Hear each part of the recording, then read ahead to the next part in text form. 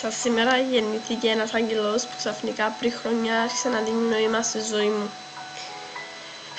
Όχι μόνο εμένα αλλά και στις υπόλοιπες ρουβίτσες. Μέσα από τα βάθη της ψυχής μου σου εύχομαι χρόνια πολλά, ότι επιθυμείς να είσαι πάντα καλά, πάντα χαρούμενος, πάντα ευτυχισμένος, πάντα υγιές, πάντα να είσαι δίπλα από τα αγαπημένα σου πρόσωπα και ποτέ να μην σταματήσεις να κάνεις τούτα όλα τα πράγματα που δίνουν χαρά σε πάρα πολύ κόσμο, ανεξαρτήτως ηλικίας. Τα όνειρά σου όλα να γίνουν πραγματικότητα. Η ζωή σου να είναι ένα μεγάλο ουράνιο τόξο, κάθε σου μέρα να είναι ένα από τα χρώματά του. Συνέχισε να μορφύνεις τη ζωή μου και όλων των ανθρώπων που σε αγαπούν για τον εσωτερικό της καρδιάς σου. Και εγώ, όπως και οι υπόλοιποι που σε λατρεύουν, θα αφήνουν ποτέ που δίπλα σου και να προσπαθήσουμε να σου το δείχνουμε κάθε στιγμή, όπως φυσικά κάνουμε τόσα χρόνια. Σε ό,τι πιο καλό πάνω στην γη. Είσαι ο ήρωας για όλες μας, είσαι ο πρίγκιπας, το πιο ωραίο, τρυφερό, μοναδικό όνειρο. Στην αγκαλιά σου που με δυσκολία πολλές φορές μπορούμε να πούμε, αλλά καταφέρνουμε τα και δεν μας δει κάποτε κανένα security. Με τον τρόπο φτάνουμε κάθε μας επιθυμία. Πολλές φορές βρέθηκες σε δύσκολη στιγμή, ζητούμε σου συγγνώμη, αλλά με τον τρόπο μπορούμε να εκφραστούμε προς το πρόσωπο σου και ευχαριστούμε που πάντα είσαι με το υπέροχο χαμογελό σου.